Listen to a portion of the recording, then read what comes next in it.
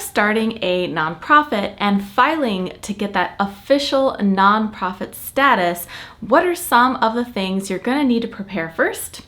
That's what I'll talk about in this video.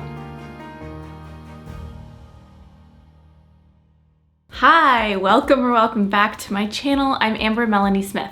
I'm a nonprofit founder and executive director and YouTuber who makes videos all about creating a social impact, starting a nonprofit or socially conscious business, and more. As always, I hope that you find this video educational and helpful. Don't forget to give it a like, subscribe, and ring the bell for alerts. Finally, I have a website, foundertofulltime.com, where I have some great trainings on starting a nonprofit and developing a sustainable fundraising plan, and I hope that you check those out too. So I've talked a bit about the various steps to start a nonprofit in some of my other videos, so be sure to check out my playlist all about starting a nonprofit on my channel. But in this video in particular, I wanted to focus on some of the things you're going to need to think about and prepare before you even sit down to do the official application for formal nonprofit status, either by yourself or with a lawyer. A couple of disclaimers before I get into this. The first is that this is going to mostly apply to nonprofits and specifically to 501c3 or aspiring 501c3 organizations in the United States. Secondly, I am not a lawyer and this is not going to be a 100% comprehensive list. There are sometimes different rules and additional paperwork that you might need to file or things you need to think about depending on what state or region you live in. So be sure to do your own research and check on some of those things for your region too. To register for official 501c3 public charity tax exempt status as a nonprofit in the United States, you're going to inevitably be filling out what's called Form 1023. But as the title of this video suggests, there are several things you're going to need to be thinking about and possibly even other things you're going to need to file before you can even get to 1023 at all. And by preparing these things in advance, before you even sit down to look at 1023, you're going to be in a much better position to complete Form 1023 for the IRS more accurately. So let's get into those. I'm dividing the following list into 3 categories. The first is things that you need to decide on or plan. The second is things you need to create. And the third is things you need to obtain or file. So category number 1, things you need to plan on or decide. The first thing on this list, and I've talked about this in some other videos before, is research. And I'm talking about a lot of deep community-based research. Starting a nonprofit is a little bit different than starting a business, and it also has some similarities. When you are starting a business or a nonprofit, you want to be thinking about what problem are you aiming to solve for your customer. But with a nonprofit, your customer is the community or a specific target audience like kids or animals or senior citizens that you specifically want to help through your nonprofit organization. So this deep research is really critical to make sure that your nonprofit is going to be able to genuinely meet a community need, and the research will also help you determine the viability of the nonprofit. The second thing you need is a name for your organization, and you do need to verify that this name has not already been taken. There are plenty of free online name search tools for businesses or corporations that you can use to determine if the name you have in mind has already been used. The third thing is a mission statement for your organization. And this is a statement, a sentence or two that basically describes why your organization exists. If you need help coming up with a really good, compelling mission statement, I do have another video that can help you out. So be sure to check that out. It's how to write a mission statement that inspires. The next thing on the list is a description and a plan around your organization's program activities.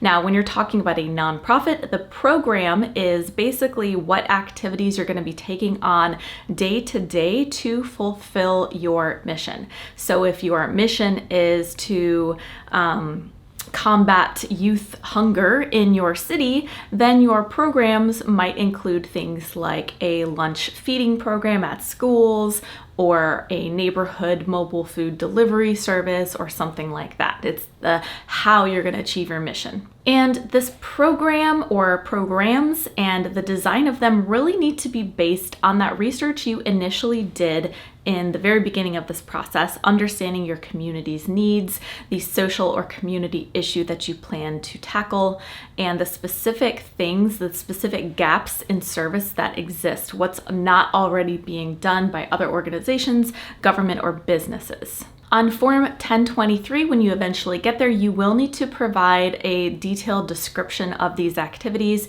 so knowing what they are in advance is really going to help you. And the final thing that I recommend doing on this list is really doing a gut check to make sure that filing for 501c3 status as a public charity is actually the right fit for whatever it is you're trying to do.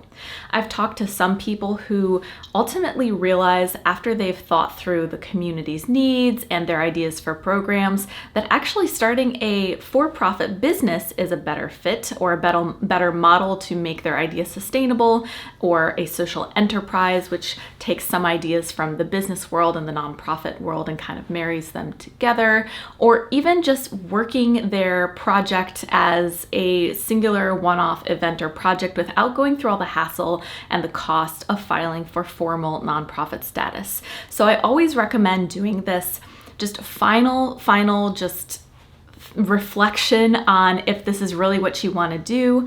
It does take a lot of paperwork, and you do have to sustain and file more paperwork each year to maintain the organization. All right, let's get into list number 2 now, which is things that you need to create. Now, the first thing that I have on this list is actually a business plan for your nonprofit, and here's why. While the IRS doesn't specifically say you must have a robust business plan in order to file for nonprofit status, a lot of the questions that you're going to encounter in Form 1023 are related to what you might find in a business plan.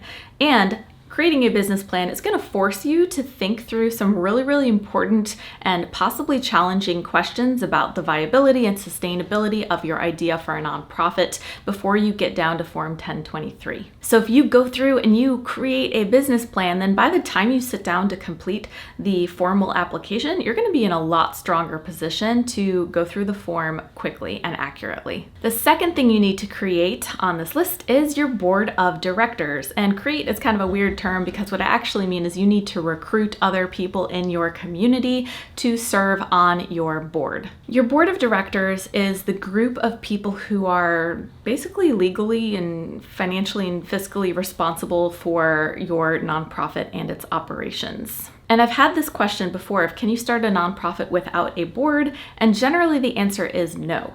Most states in the United States are going to require a minimum of 3 board members, though as I mentioned before, rules are different by state and region, so definitely be sure to look up the requirements for your area. Another thing to keep in mind is that you can't have a majority of your board members be related to you in some way, and I say you because I'm assuming that you want to serve on your organization's board. You can't have more than a majority of people who are related. So related to the IRS means usually by family, by marriage, or even if you hold shares in the same company or are coworkers. And the reason for this is the IRS only wants to grant that official charity status to organizations that are genuinely led by and represented by the community versus by a single family or group of people who know each other. If you're interested in learning more about boards, I have another playlist of videos that focuses pretty much specifically on boards, so you can check that out too. It's all about building a board of directors for a nonprofit. The third thing on this list is going to be your estimated budget for your organization for the first couple of years. And whatever you create will be actually part of that 1023 form and will eventually become public record. So you want to make sure you do a good job at this. If you've never tried creating a budget before, especially for a nonprofit, I have another video all about that. It's called How to Create a Budget for Beginners. The next thing on the list is a conflict of interest policy. This is going to be a document that describes your organization leadership's process for dealing with any potential or actual conflicts of interest in the organization. Now, a conflict of interest is when a person in the organization, usually we're talking about a board member or a staff person, is facing an opportunity to personally benefit by some action or decision that has been made through their official capacity in the organization. Now, kind of as I mentioned before, the IRS wants nonprofits to be set up in a way that are pretty much just public serving. So conflict of interest policy documents are required in order to prove to the IRS that you have a way of making sure that no single individual unfairly personally benefits from the nonprofit. Now, I do want to provide a disclaimer here because this is sometimes a point of confusion. This does not mean that an organization can't have paid staff members. Many nonprofits have paid staff members, and sometimes they have lots of paid staff members. But how it works is those paid staff members can't vote to hire themselves, and they can't decide or vote on what their own salary is going to be. The board of directors will hire an executive director for the management of the organization, and then that executive director is able to hire staff who work under them. But if you're a board member who wants to be the executive director, for example, you can't vote to hire yourself. The other board members have to vote to hire you and then vote on what your salary is going to be. That's how you're able to have paid staff while avoiding that conflict of interest. And the final thing that you're going to need to create before you can sit down and start working on that formal federal status is your organization bylaws. And this is a document that basically describes how your nonprofit is going to be governed, how you elect new officers, what is the procedure for if your organization has to dissolve, where do its assets go, things like that. The third list that I'm going to talk about is things that you need to file or obtain in advance. And the first thing is your federal EIN or employee identification number. This is almost similar to a personal social security number, an identifying number for your new entity that the IRS is going to use to identify you. You should be able to file for this at no cost. And then finally, before you can go ahead and apply for that 501c3 tax exempt status at the federal level, your organization does need to be organized as a trust, association, or corporation, meaning it's incorporated. Being incorporated is probably one of the most common and probably what you would choose to do before you can get your federal status. And this means that you'd be incorporated as a nonprofit in your specific state before you can get that federal recognition as a nonprofit. You've got to have both. And getting that status comes with usually completing and filing your articles of incorporation, which is the document outlining your incorporation status, or corporation status rather. You should be able to find the articles of incorporation form or template with your particular state, or there are plenty of examples online you can check out too. So that's a pretty big list. As I mentioned before, once you have a lot of these things figured out, you would either on your own, if you're feeling confident doing so, or with the support of a lawyer, start working on Form 1023, which is what you're going to file to get that official 501c3 status. Now, there's some other things that you might need to file or obtain after you get that status, or perhaps even be working on it simultaneously. For example, many states require that you have a charitable solicitation license, which means that you're basically allowed to ask the public for donations. So you kind of have to have that if you're going to be a nonprofit. A nonprofit that is going to ask anyone for any money ever. All right, so what did you think? I know that this process can seem like a lot, but as I said, if you are really good about doing this research and this business planning in advance, that I believe that when you finally sit down to complete the official paperwork, that it's not going to feel too daunting. As I mentioned at the beginning of the video, if you are looking for some support on several of these steps, I do have some trainings on my site, foundertofulltime.com, that you can check out. I also have a newsletter that I send out to changemakers of all types, especially nonprofit leaders or aspiring leaders. You can grab that link to subscribe to that newsletter below, and of course opt out anytime you'd like. Finally, I have a group on Facebook called Change the World or Bust. We've got like 3,000 people in there from around the world who are all trying to make an impact in their own ways, and I encourage you to come join us there. So I hope to see you. That's all I have for today. Like I said, I hope that you found this video educational and helpful. Don't forget to give it a like and subscribe to my channel, and I hope to see you next time.